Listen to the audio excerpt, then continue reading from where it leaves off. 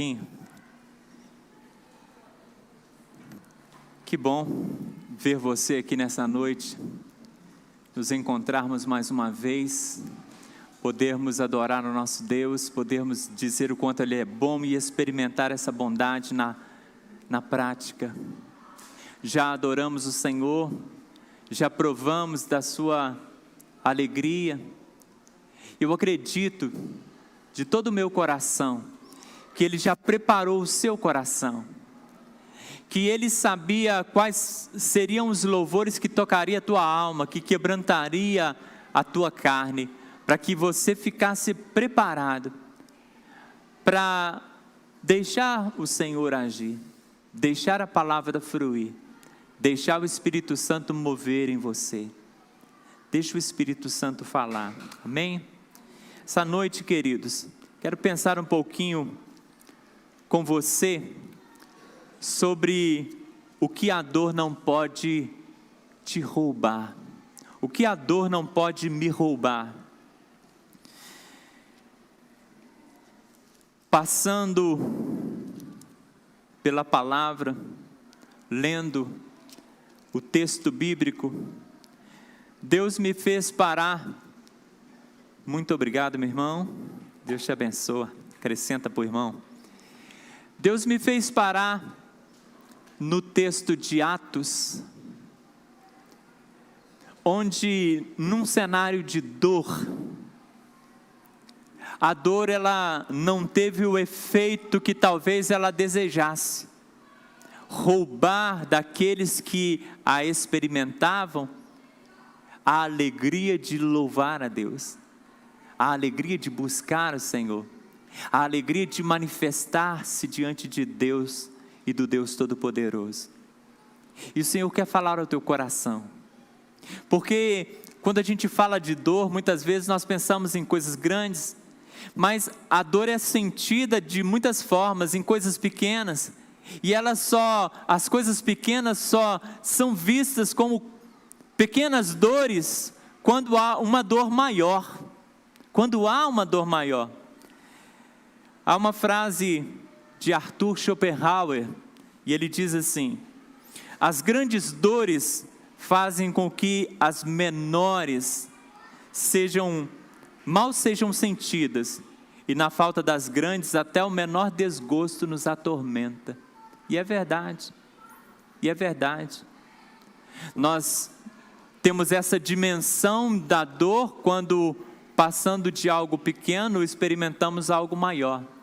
Mas quando estávamos só na menor, enxergávamos essa numa dimensão muito maior do que ela de fato era. Nós temos esta questão de maximizarmos a nossa dor, os nossos problemas. E Deus, Ele quer trabalhar no nosso coração para que isso não nos roube. E Ele quer falar um pouquinho ao seu coração. Ficar pensando que talvez alguém poderia dizer assim, chocado com uma notícia, por exemplo, alguém chega e diz: meu pai está enfermo, ele foi acometido de uma enfermidade grave, ele não está bem, e ele está muito abalado com essa questão, que é a realidade que ele está vivendo. Mas de repente, uma outra pessoa olha para essa vida e diz assim: como eu queria que o meu pai estivesse muito doente, debilitado. Mas por quê? Porque ele já não está mais entre nós. Muitas vezes, nós entendemos a dor, mas entendemos a dor de uma forma muito, muito ínfame, e deixamos que esta dor nos roube. Escuta, Provérbios capítulo de número 14, versículo 13 vai dizer assim: até no riso o coração sente dor, e o fim da alegria é tristeza. A dor é inevitável. Até no sorriso o coração sente dor.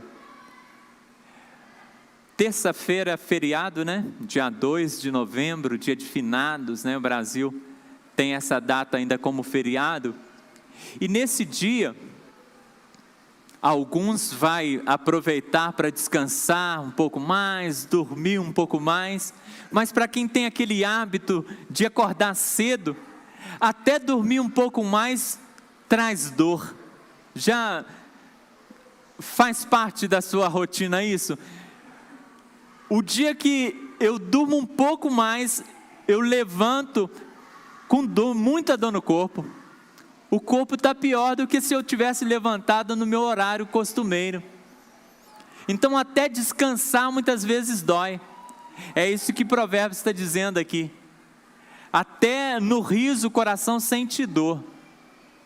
A dor faz parte da nossa vida, só que ela pode nos roubar, ela pode impedir o nosso crescimento, ela pode nos empurrar para uma apostasia, como também ela pode promover maturidade, ela pode inspirar-nos a crescer, ela pode robustecer a nossa fé. Mas como nós temos administrado essa dor? Porque nós temos dor todos os dias, desapontamentos todos os dias, aflições todos os momentos. Abra sua Bíblia por gentileza, em Atos capítulo 16, verso a partir do 23.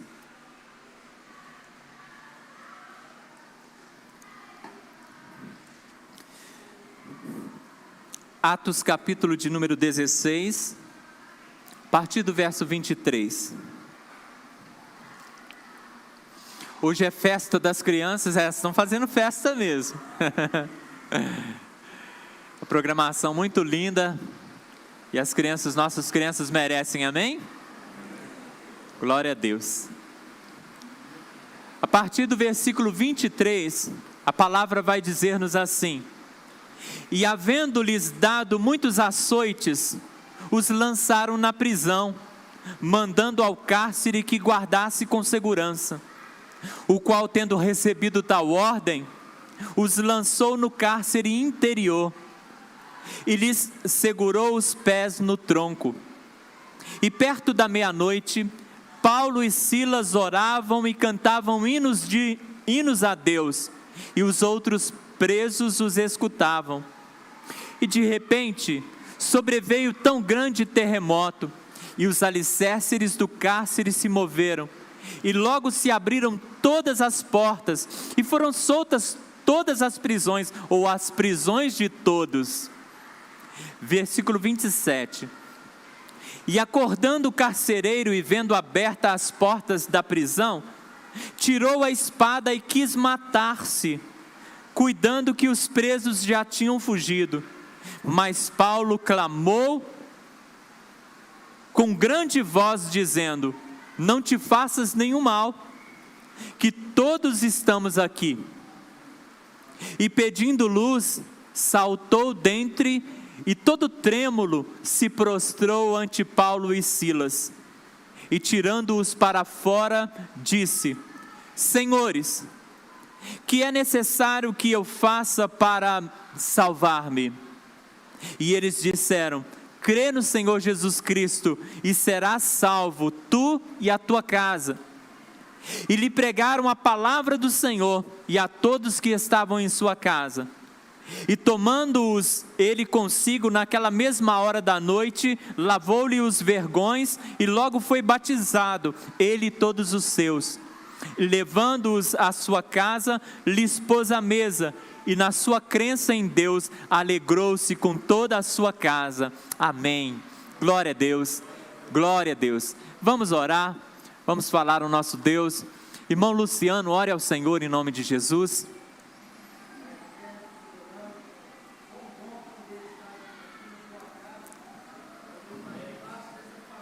Amém, Jesus. Glória a Deus. Sim, meu Pai.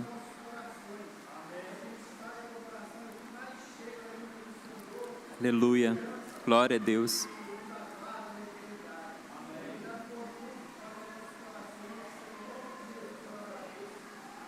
Amém, Senhor. Glória a Deus. Louvado seja o nome do Senhor.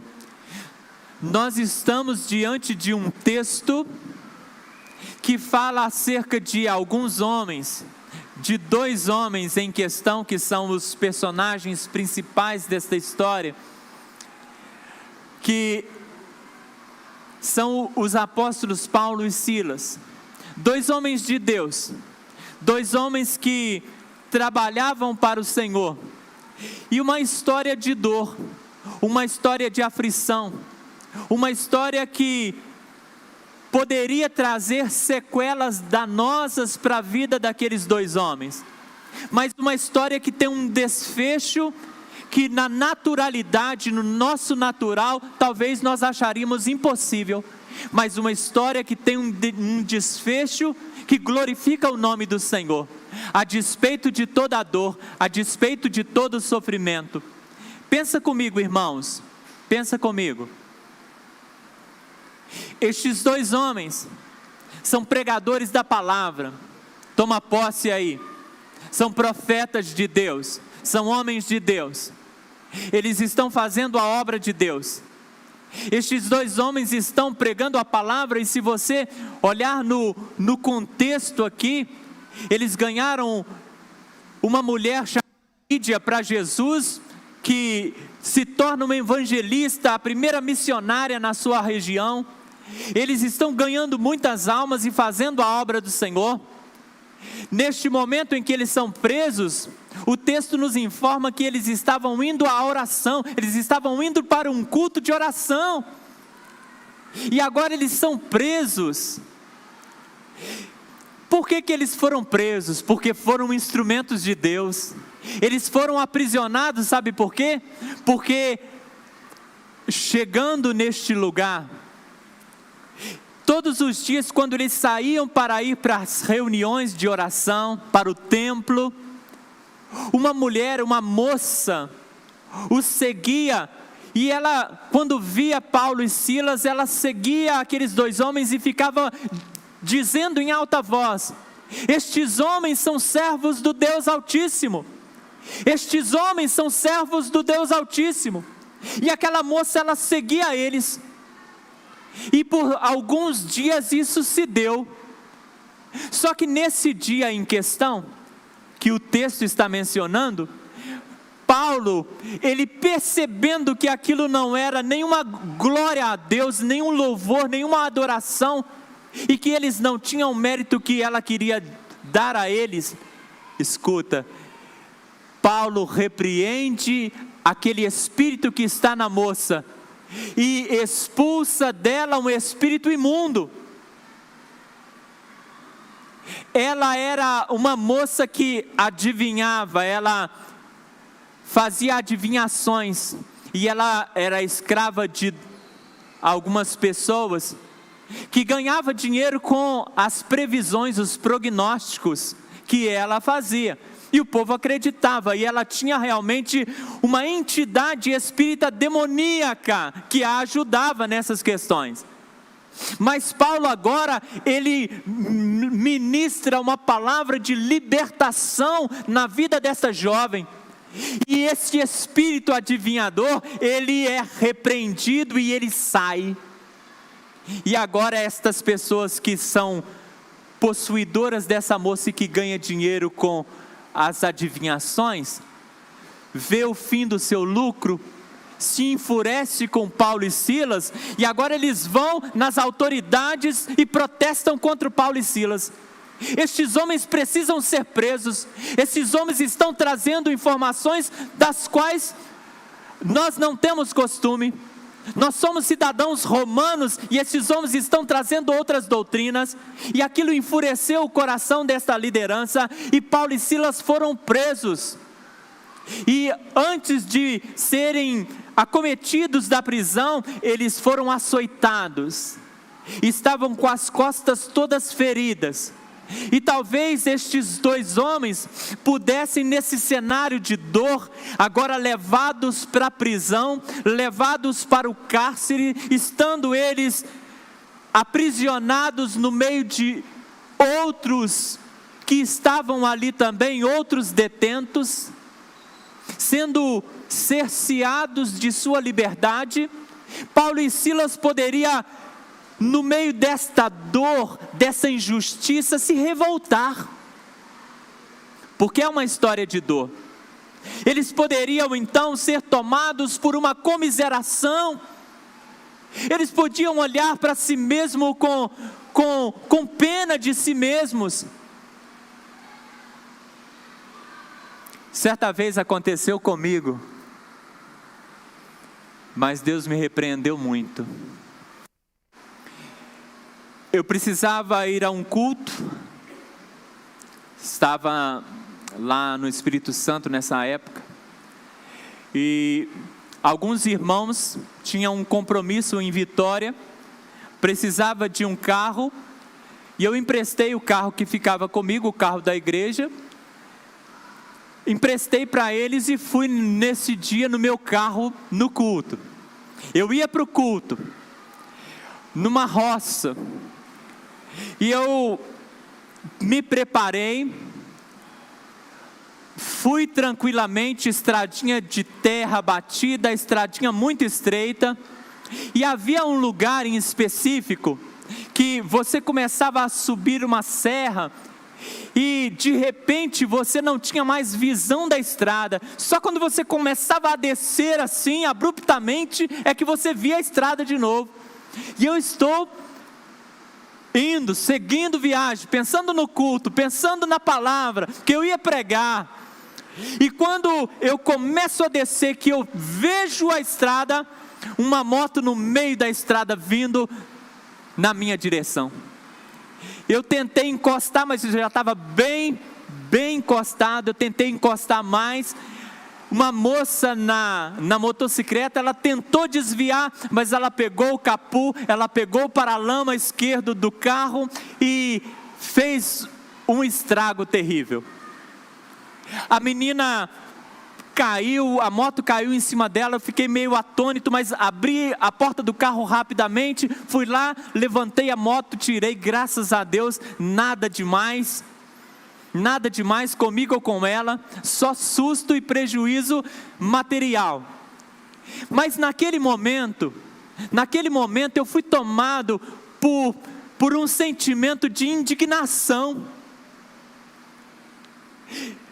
O meu coração naquele momento, eu falei com Deus: poxa Deus, estou indo para o culto, precisava chegar, eu sou aquele que vai levar a palavra, precisava chegar lá, acontece isso comigo, por quê? E na hora, Deus, eu amo o meu Senhor, porque Ele é muito reto comigo, e sempre quando Ele vê que eu estou errado, Ele fala direto, Ele não tem volta comigo, meio termo não, Ele falou direto assim, mas e daí? Só falou no meu coração, e daí? Qual o problema de ter acontecido isso com você? Porque você é pastor, não pode acontecer? Porque você ia pregar, não pode acontecer? Porque você, não, tem mais pessoas que podem falar. Por que não pode acontecer com você? E naquele momento, eu parei, pedi perdão a Deus e orei e falei: graças ao Senhor, louvado seja o Senhor, perdoa-me Deus. Minha visão está equivocada, mas naquele momento eu fui sequestrado pela dor do momento, pelo acontecido, e muitas vezes nós somos assim. Mas é a nossa intimidade com Deus que poderá nos livrar de um sequestro talvez que nos mantenha longe, distante de Deus. O Senhor aqui nessa noite, Ele quer nos falar, porque estes homens poderiam olhar para essa situação e se indignar, mas porque eu estou fazendo a tua vontade, agora estou preso, agora estou ferido, fui agredido fisicamente. Mas Deus, Ele diz para nós, e naquele dia Ele falou muito ao meu coração. Fui à casa da moça, conversei com a família, ficou tudo certinho, mas naquele dia Deus falou muito ao meu coração. Você se indignou com um acidente, algo que uma lanternagem, algumas peças novas resolve? Quantos Quantos pais ou mães ou filhos, nesse dia, talvez naquele mesmo horário, não chegou em casa e nunca mais voltou para casa porque o acidente dele foi de vítima fatal? Quantas pessoas estão numa situação muito pior? E me fez refrear, e me fez repensar. Meus irmãos, não se deixem ser desconstruídos pela dor. Ainda que você se sinta na razão, que você se sinta, poxa, eu estou certo, eu estou bem. Mas se a dor vem a você, se postura diante de Deus, em favor de Deus, ao lado de Deus, porque Ele te dará o conforto mesmo quando a circunstância não te proporcionar isso. Ele proverá. E nós vivemos hoje numa geração em que, se um carro estraga, se uma TV queima, se coisas banais acontecem, as pessoas questionam Deus, se irritam com Deus, murmuram contra Deus, acham que por sermos crentes as coisas não podem acontecer.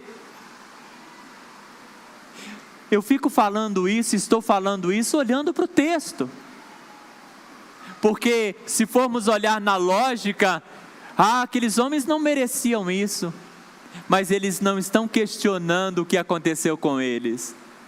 Eles continuam mantendo a mesma postura de fé. Como você tem agido nas suas dores, nos seus problemas, nas suas crises? Qual a sua postura?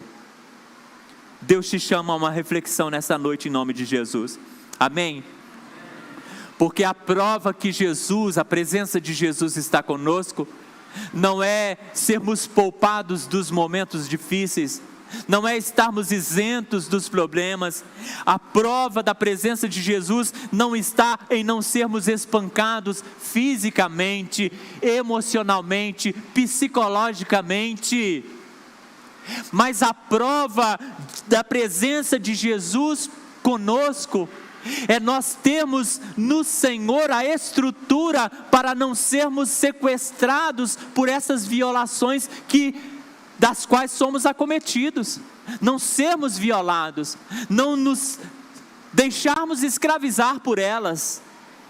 Na verdade, como eu tenho dito em alguns outros momentos, a questão não é o que acontece conosco, mas a questão é o que nós fazemos com aquilo que acontece conosco.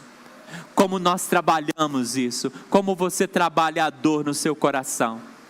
Mas o título dessa palavra, ela fala-nos sobre, ela traz para nós a certeza de que nós não podemos deixar que sejamos roubados pela dor.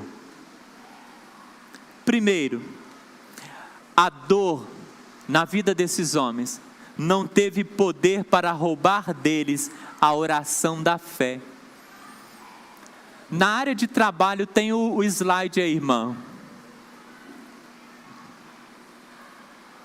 Irmã Thaís, na área de trabalho tem o slide aí, depois você coloca para nós. Mas escuta, irmãos, a dor, ela não teve o poder, escuta isso, na vida desses dois homens, de roubar deles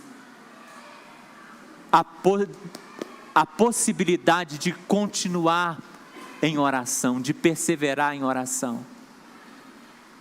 Muitas vezes, a primeira coisa que nós fazemos quando somos acometidos de dor, é perdermos a sensibilidade de falar com Deus, perdermos a tranquilidade para falarmos com Deus, porque para falar com Deus, eu entendo que nós precisamos descansar nas mãos dEle, encontrar serenidade, derramar a nossa vida nas mãos dEle, derramar as nossas questões, as nossas ansiedades, as nossas lamúrias, nas mãos desse Deus. Versículo 16, acompanha comigo. Versículo 16 do capítulo 16 diz assim, olha: e aconteceu que indo nós à oração. Aconteceu que indo nós à oração. Aí sai essa jovem, da qual eles vão expulsar o demônio. Eles estavam, escuta, eles estavam indo para a oração. Meu Deus, eu estou indo orar, e acontece isso comigo. Isso não é justo, estou indo para o culto de oração, acontece isso comigo. E aí eles são maltratados e estão com as costas em carne viva, foram açoitados e agora estão presos. Mas o que eles fazem na prisão? Próximo da meia-noite? Exatamente, eles oravam e cantavam. Primeiro, eles oravam. Se eles foram impedidos, não pela vontade deles, mas se eles foram impedidos por uma vontade alheia, pela vontade do diabo, ou pela vontade de qualquer coisa, tentando impedi-los de não falar com Deus, de não chegarem ao destino que eles queriam, de estar num culto de oração, eles fizeram onde eles estavam ali, o seu culto de oração. Deus diz, olha, então no meio da dor, faça o seu culto de oração. No meio da sua dor, ore ao teu Deus. No meio da tua dor, clame ao Deus vivo. No meio da dor.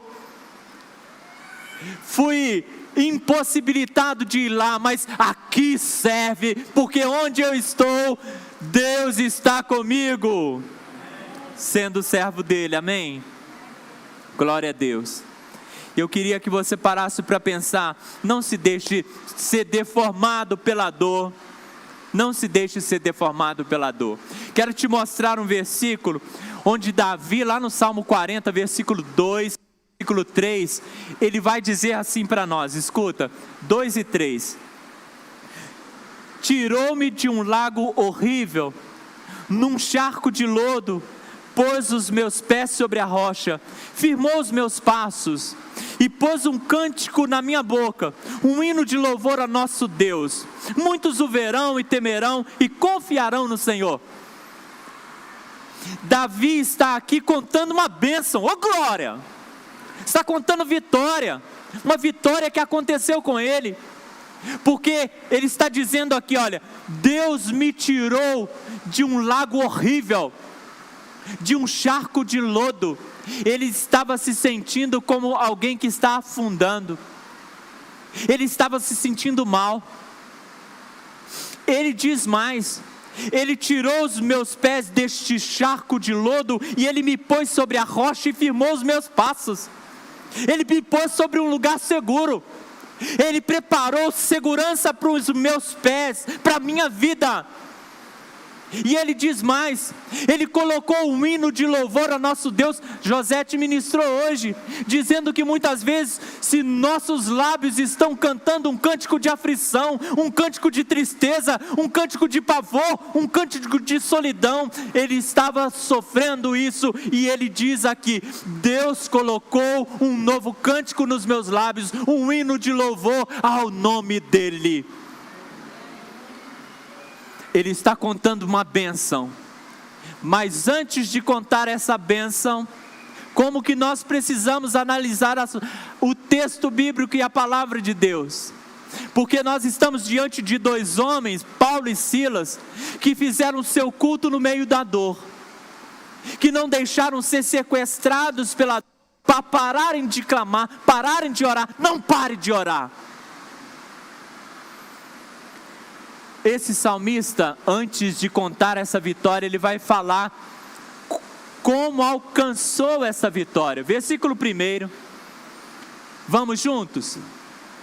Vamos juntos? Versículo 1. Esperei com paciência no Senhor, e Ele se inclinou para mim, e ouviu o meu clamor. Esperei com paciência no Senhor. Olha aí, ele está falando para mim, olha, contei essa vitória, mas antes de contar a vitória, eu esperei. Nem sempre a dor, ela passa automaticamente, nem sempre ela passa imediatamente, nem sempre nós alcançamos aquilo que queremos no momento que queremos, e nem sempre alcançamos em algum momento. A dor ela vem, mas ela requer de nós paciência. Ela requer de nós consagração. E ele está dizendo: olha, eu esperei com paciência, não nas circunstâncias que elas mudariam, não na política que ela seria favorável a mim, não em qualquer mudança que o mundo poderia gerar, mas eu esperei com paciência, Senhor. E mediante a minha expectativa, a minha espera, a minha busca, Ele se inclinou para mim. E fez o quê? Ouviu o meu clamor. E aí pensa, olha, escuta. Ele está contando uma vitória e contando uma bênção. Mas antes, escuta isso, presta atenção, analisa o texto. Antes dele sair desse lago horrível, está no lago horrível. Antes dele sair desse lago horrível, antes dele sair desse charco de lodo e lama, antes dele ser tirado e posto sobre uma rocha, antes dele receber esse novo cântico de júbilo, ele estava clamando. Porque o texto diz: esperei com paciência no Senhor, Ele se inclinou para mim e ouviu o meu clamor. Ele estava clamando, ele estava esperando com paciência, e ele estava no lago horrível, ele estava no charco de lodo, ele estava com os pés sobre a lama, mas ele estava clamando no meio da dor. Pensa nisso. Não pare de clamar, não pare de orar, não pare de falar com Deus. Se tem alguém que pode nos valer, irmãos, acima de qualquer pessoa, acima de qualquer coisa, esse é o Senhor. Então clama a Ele, porque Ele diz: clama a mim e responder-te-ei. Eu quero ainda dizer para você, a dor não teve poder para roubar deles o louvor dos lábios. Ô glória! Continuaram louvando. O texto nos diz que eles estavam indo à oração, ou eles estavam indo ao templo. Talvez também cantassem um hino lá, não sei, não posso afirmar. Mas se eles foram desprovidos da oportunidade de cantar um hino no culto de oração onde estavam indo, agora ali naquela prisão, ali onde o simples movimento talvez dos braços trazia dor nas suas costas, que eles estavam cheios de vergonhas, e o texto nos fala isso. Mas no meio da dor, eles encontram serenidade na alma. Escuta, aquilo do qual você é cometido na carne, não pode tocar a tua alma, não pode tocar o teu íntimo. Não deixe. A tua alma tem que ser preservada nos braços de Deus. Não deixe que a sua dor seja uma dor almática, que ela possa ser uma dor física ou uma dor emocional, mas uma dor que você possa lançar nas mãos de Deus, com certeza de que Ele cura, de que Ele derrama o bálsamo da cura. Não deixe de louvar, não pare de louvar a Deus, não pare de cantar hinos de louvor a Deus. Como você pensa que Jesus estava? No cenário da última ceia, nós olhamos para Jesus na última ceia. Jesus está revelando coisas ruins, coisas difíceis. Ele está partindo o pão dizendo: olha, esse é o meu corpo, que vai ser crucificado daqui a pouco. Ele está oferecendo o cálice dizendo assim: olha, este é o meu sangue. Sangue de uma aliança que eu tenho que derramar em favor de vocês, para que vocês sejam salvos. Sangue de uma nova aliança para a remissão dos pecados. O meu sangue vai garantir para vocês purificação, perdão. Mas como você pensa que Jesus está se sentindo? Porque olha, Jesus estava aqui 100% Deus e 100% homem. Não minimizou em nada a dor que ele sentiu. O que você sente, cansaço, dor, preguiça, todas essas coisas, Jesus poderia ser acometido por elas, mas nada parou Jesus, nada teve efeito em Jesus a ponto de paralisá-lo, de sequestrá-lo. E nesse momento ele está sentindo dor emocional, suas emoções estão doídas. Porque nesse momento, no partir do pão, em falar assim: olha, eu estou fazendo e vou fazer isso tudo por vocês, mas tem aqui um que vai me trair.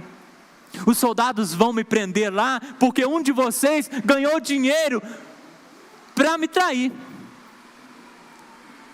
Eu vou sofrer o que eu estou sofrendo, e um de vocês vai... Jesus sabia de tudo aquilo.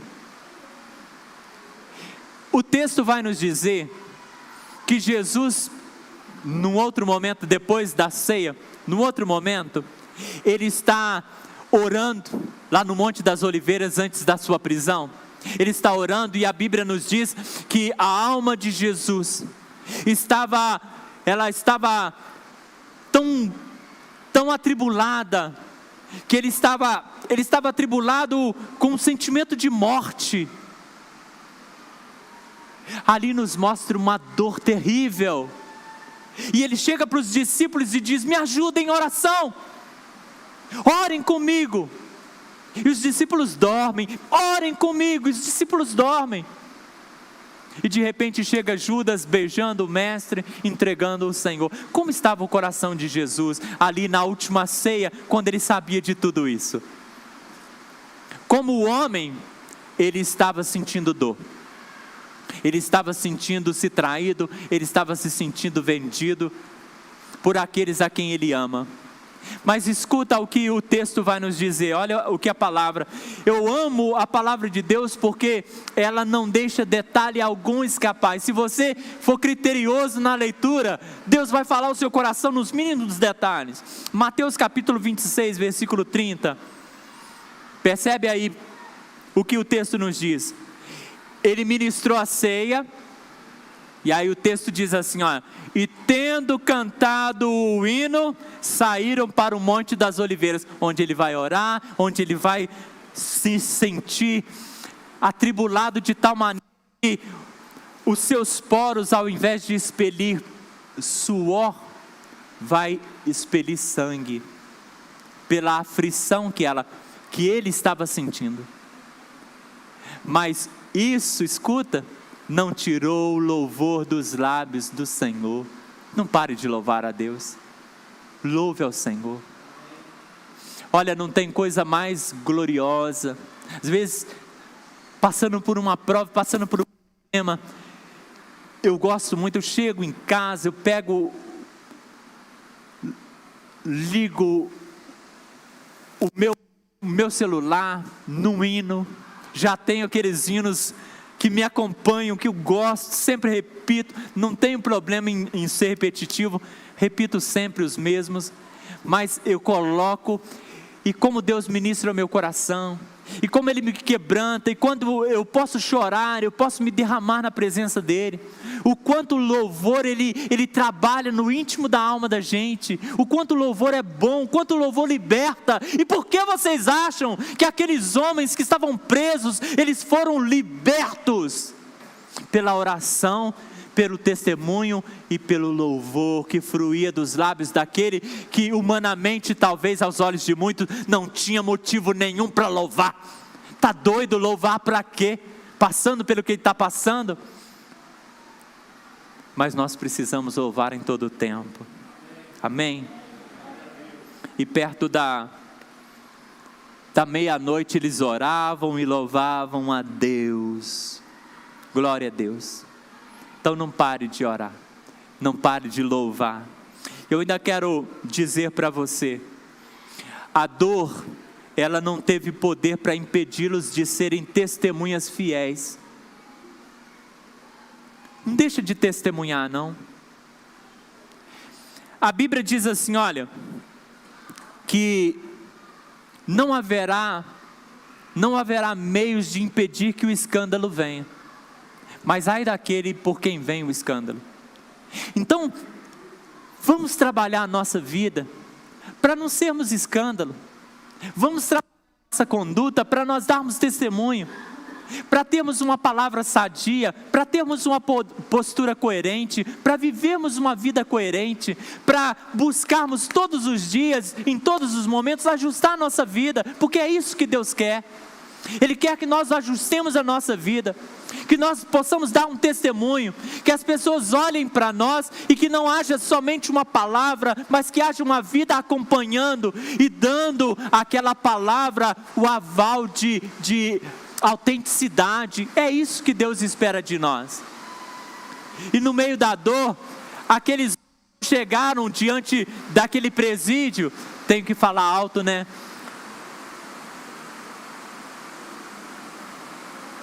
Concorrência desleal, mas concorrência gratificante, porque vem do céu, é bênção, e nós precisamos, amém? Mas escuta, aqueles homens, eles estão aqui no meio da prisão. Talvez eles pudessem reclamar, né? E começarem a falar, não devia estar aqui, está tudo errado, esses religiosos, e começar a apedrejar um e outro, colocar a culpa nos outros. Eles poderiam estar nervosos, blasfemarem, mas, irmãos, os presos estão ali, eles chegam, eles não liberam uma palavra sequer de reclamação, tendo eles motivos para reclamarem, mas eles começam a louvar, eles começam a orar, e o Espírito Santo começa a mover, e o poder de Deus, a glória de Deus, a bênção do Senhor começa a se espalhar ali naquele lugar.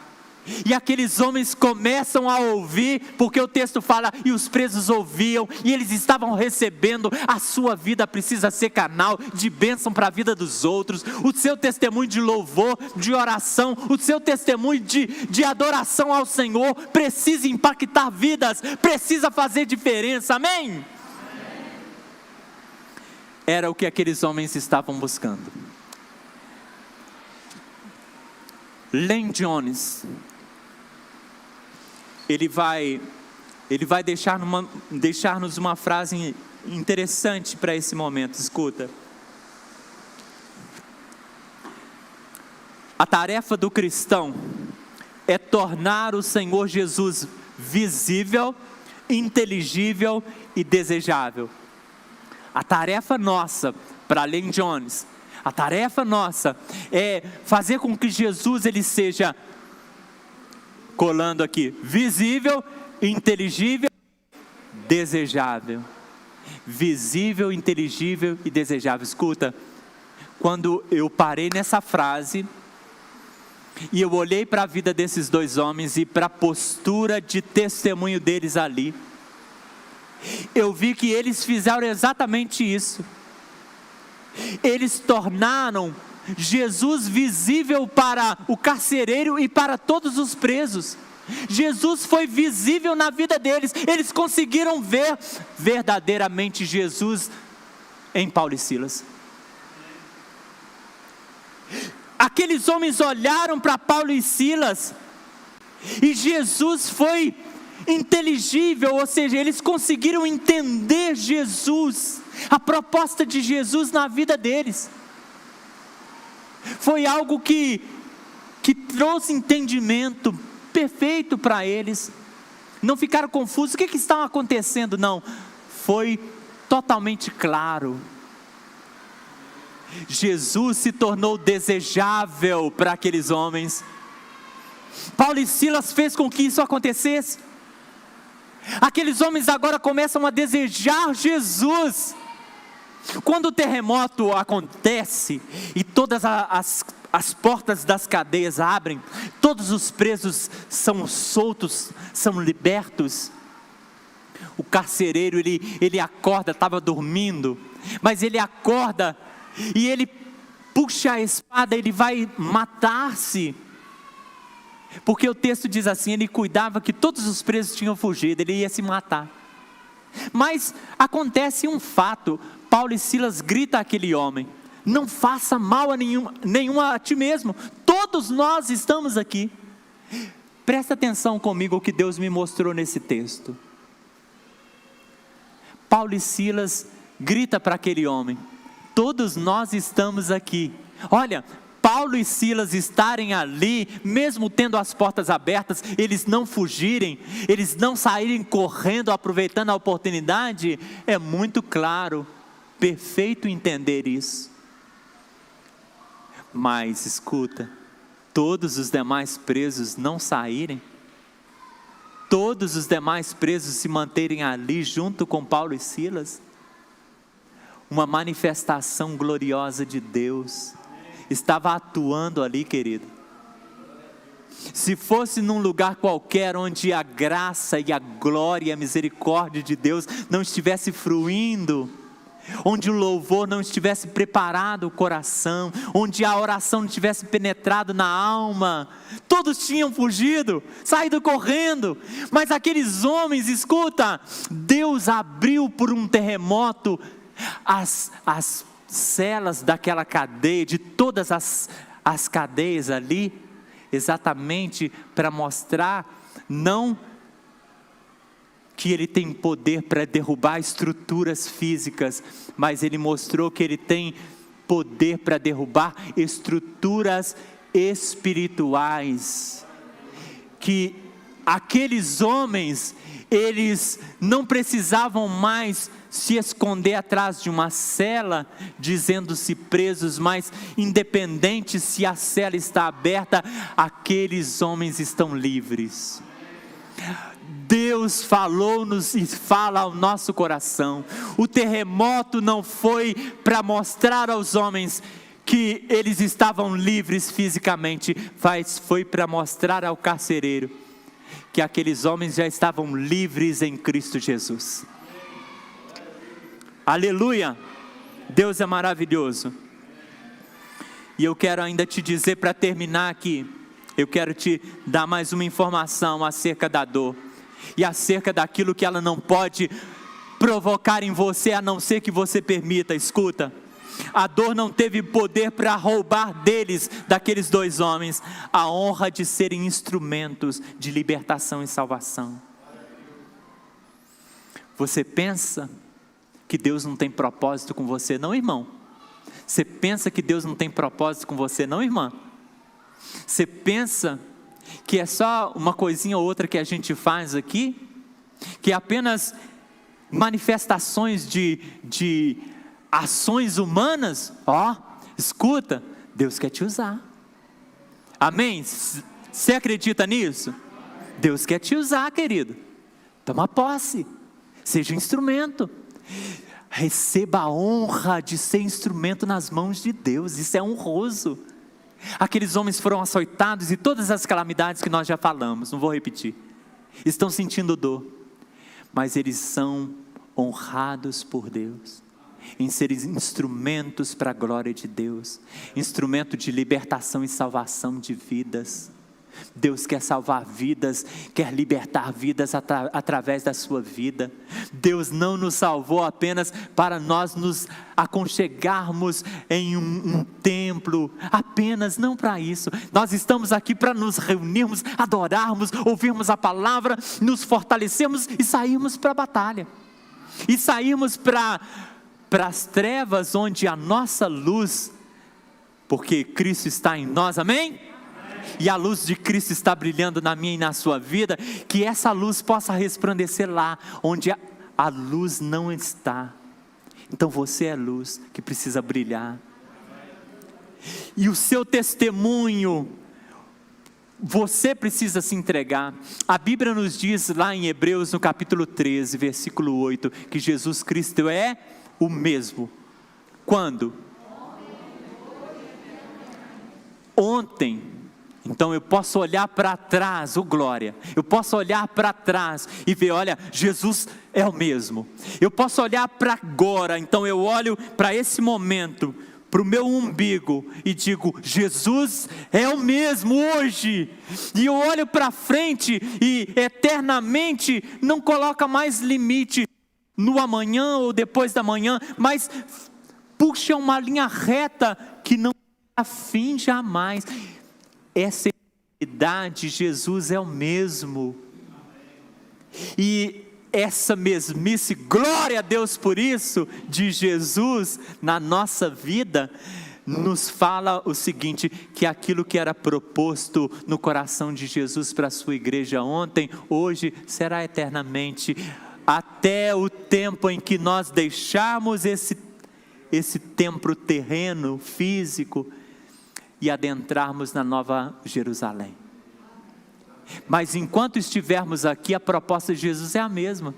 Ele quer que você seja instrumento de libertação, instrumento de cura, instrumento de salvação. Deus quer te usar, mas para isso nós precisamos nos consagrar. Nós não podemos deixar que as dores das quais somos acometidos todos os dias, porque todos os dias temos problema, porque todos os dias há uma questão para resolver, porque todos os dias um problema novo surge, uma questão nova vem ao nosso encalço e é real. Mas nós não podemos permitir que essas coisas nos tirem, porque Deus quer dizer, olha, através da sua vida, vidas precisam ser libertas. Através da sua vida, vidas precisam ser salvas, no sentido de que você vai conduzir essa pessoa para os braços do Salvador. Deus está dizendo para você que a liberdade de muitos pode ser restaurada, e que não há limite. Aqui fala de presos que estavam fisicamente presos, mas também estavam espiritualmente presos, e naquele momento foram libertos. O carcereiro estava preso, ele cuidava da prisão e era um detento espiritual.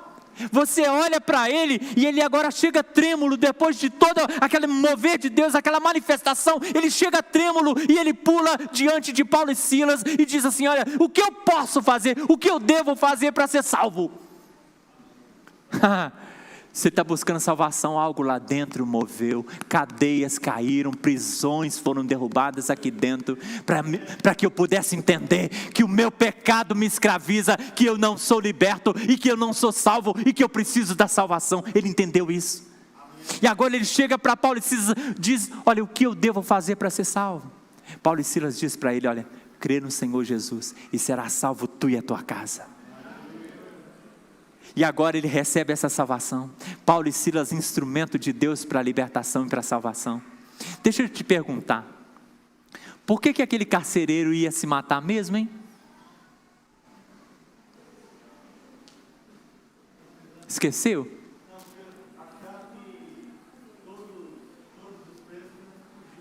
Amém. Então, o texto nos fala que o carcereiro, quando ele viu todas as celas abertas, ele puxou a espada e ele ia se matar, se contando que, entendendo que todos os presos haviam fugido. Tá certo? Amém ou não amém? Mas presta atenção no que Deus quer te falar ainda, dentro dessa palavra. Aquilo que foi motivo para ele tentar matar-se, tirar a vida dele, que foi a prisão a fuga dos presos, aquilo que seria motivo para ele tirar a própria vida, o que ele faz com Paulo e Silas? Depois que ele pergunta acerca da salvação, Paulo e Silas mostra, o caminho é esse. O que ele faz com Paulo e Silas? O que o texto diz que ele faz? Leva eles para a casa dele, faz uma mesa lá, ele lava os vergões, ele passa um unguento nas feridas das costas deles.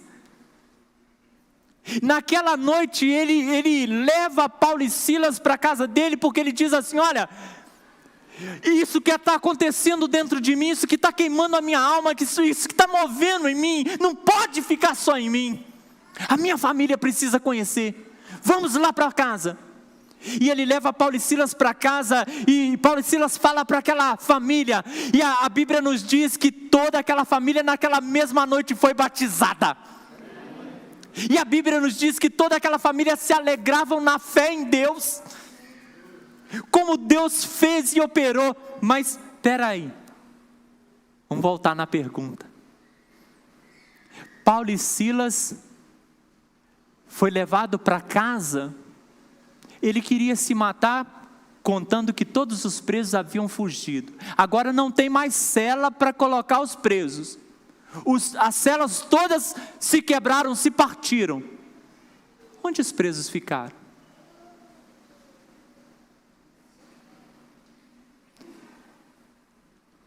O texto não fala, mas não era mais preocupação, escuta, não era mais preocupação daquele carcereiro.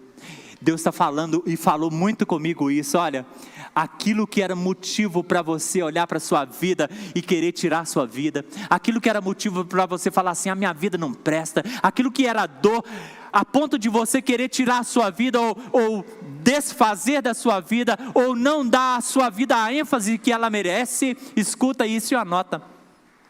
Deus está dizendo agora, quando você tem Jesus, a razão verdadeira da vida, os problemas que talvez olhávamos com olhos de quem quer até morrer, perder a vida por conta desses problemas, não tem jeito de viver não. Agora ele olha para aquele problema que foi a causa dele arrancar a espada, ele deixou os homens para lá, deixou os presos livres, porque não tinham mais celas fechadas para trancafiá-los, mas isso não mais afligia a sua alma, porque agora ele estava livre.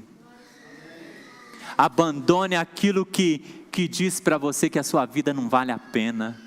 Abandone aquilo que diz para a sua vida que você é pequeno demais, que você não pode, que você não alcança. Abandona tudo aquilo, porque se você estiver no Senhor, olha, seu pouco pão e seu pouquíssimo peixe vai alimentar multidões.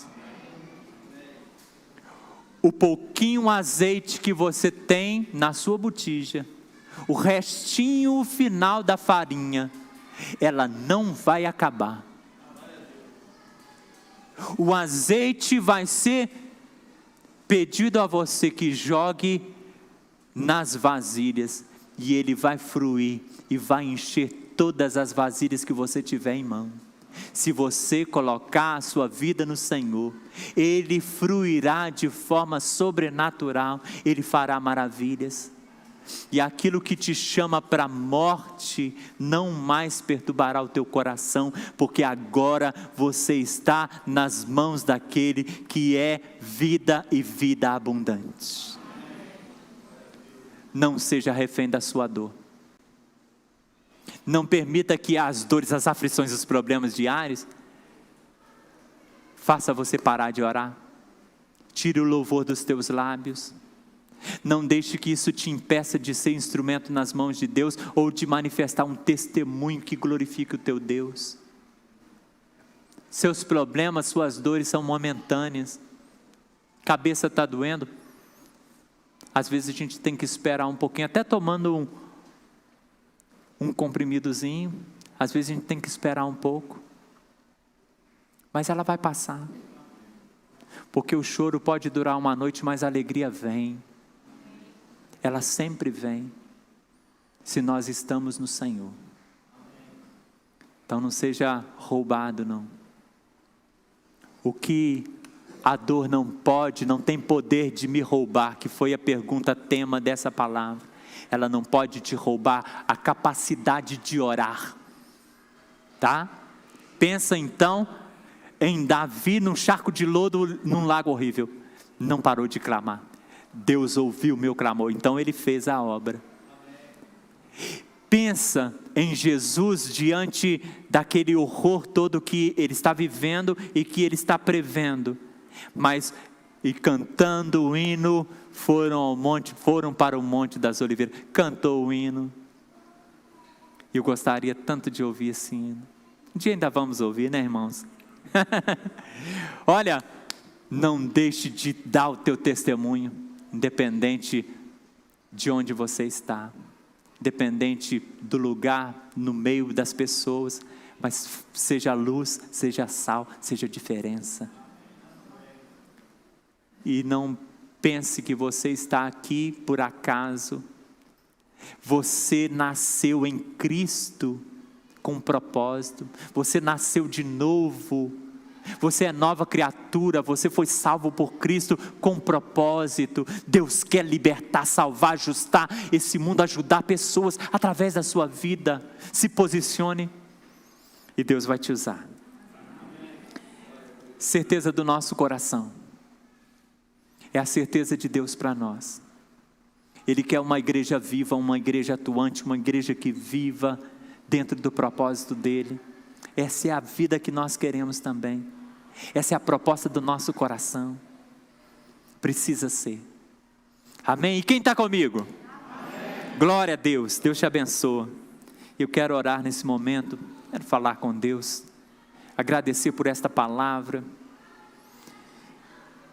Consagra a sua vida. Coloca o seu coração no altar. Coloca a sua vida nas mãos do Senhor. Talvez você está olhando assim falando: poxa, eu tenho parado de orar por tão pouco.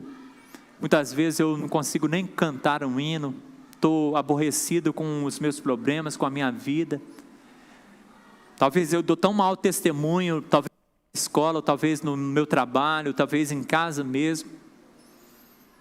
Talvez eu precisava ser aquela pessoa, um testemunho bonito, diferente, dando uma palavra diferente, uma ação diferente, mas às vezes eu não tenho estupinho, perco a paciência com facilidade, sou violento nas minhas palavras, falo rispidamente com as pessoas, maltrato muitas vezes com palavras, acuso sem ter certeza.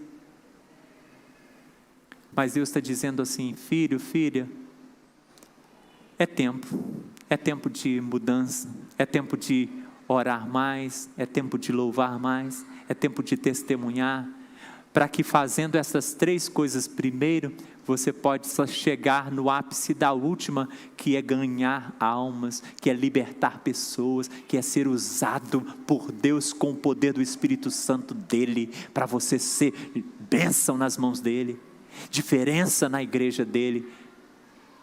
Toma posição e toma posse da sua vitória, em nome de Jesus.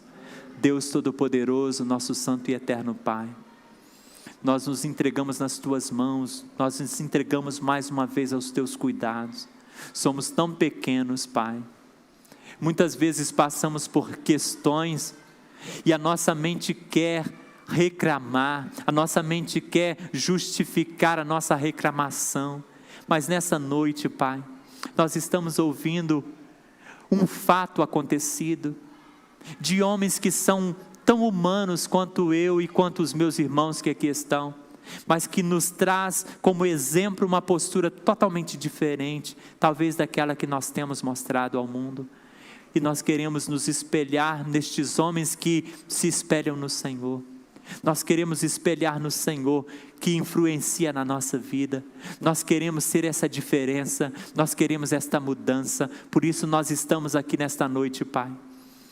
E nós nos comprometemos com a oração. Nós nos comprometemos, Pai, nesta hora com o louvor. Nós nos comprometemos nesta hora, Pai, com o testemunho. E nós te imploramos, Pai, que mediante a uma vida de consagração, sejamos instrumentos nas Tuas mãos, para ajudar o nosso próximo, para fazer a boa obra e para ganharmos almas para a glória do Senhor. Deus, faz de nós profetas e profetisas do Senhor. Abre os nossos lábios, ó Pai, e nos faça proferir toda sorte de vitória sobre a vida daqueles que precisam ouvir.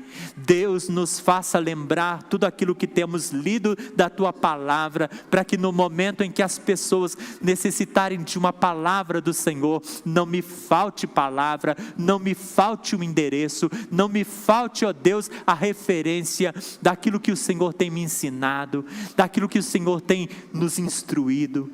Deus Todo-Poderoso, consagra e ajusta esse povo para que seja a imagem e semelhança exata do Senhor, para que vivam, Pai, dentro da expectativa que o Senhor tem para eles.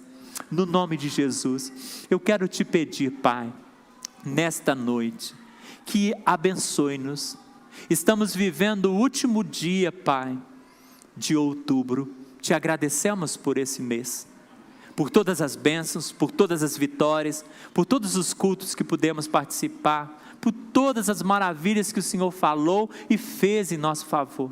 E nós queremos entregar esse mês, eu quero entregar o mês do teu filho, Pai, da tua filha, a produtividade do teu filho, a vida familiar do teu filho, a vida profissional do teu filho e da tua filha nesse mês, Pai. Eu quero consagrar para a tua honra e tua glória, e eu quero proferir bênçãos sobre esse mês na vida desta família, deste teu filho e dessa tua filha, no nome de Jesus.